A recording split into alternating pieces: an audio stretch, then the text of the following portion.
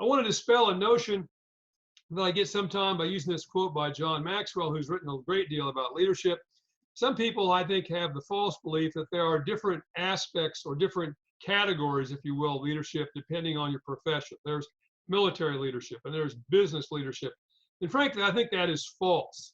As Maxwell says so eloquently here, leadership is leadership, and leadership principles stand the test of time. They are irrefutable whether you're leading Hebrews in the Old Testament or a current major corporation. And I actually discuss that in greater detail in a book that I have coming out later this summer, using the Battle of Gettysburg as a case study to learn leadership. And we can talk about that more if you wish during a Q&A. I also think it's important for us to think about the following, how do we define this thing called leadership? And if we Google the word leadership, goodness gracious, we'd get hundreds, if not thousands, of different definitions, some long, some short. Over my years of working on this, I decided I like this definition for the following reasons. First of all, as you can see, it's very concise. Leadership is the ability to decide what has to be done and then get people to want to do it. It's concise. Number two, it comes from what I would argue is a pretty doggone good leader. Dwight Eisenhower, 5-star general, commander of the largest military operation for the United States, at least in the Second World War, D-Day and the invasion of Normandy, also the 34th president of the United States. You might not know, but Eisenhower also was an educator. From the time he leaves the Army until he becomes president, he will be the president of Columbia University in New York. So it comes from a pretty good leader, I think. And then last but not least, I like the last half of this definition.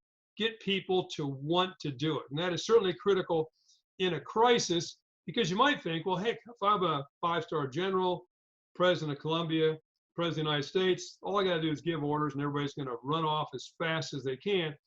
What I think Eisenhower is suggesting to us very wisely is that you have to get buy-in from people if you're going to get maximum performance. You got to get them to buy into the direction that you want to take the organization. Again, very crucial during a time of a crisis. Now, I'm going to throw this question out to you real quick and then answer it myself. But is there anything missing from this definition? If Ike was on the call, might we question his particular definition? And I think we might. We might ask him the following question,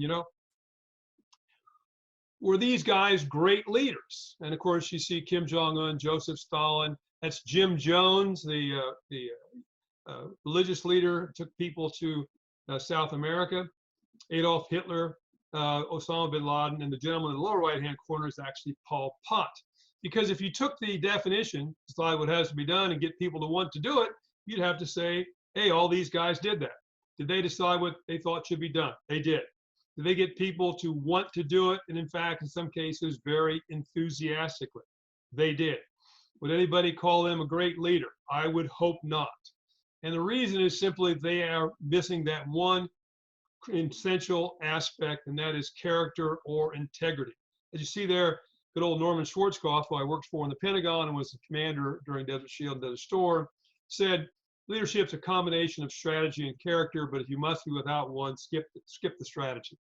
In a talk that Schwarzkopf gave at West Point to cadets shortly after returning from the Gulf War, he talked for only about 20 minutes, and he said to them, there are two essential characteristics of leadership. And I think this applies, again, to any type of organization.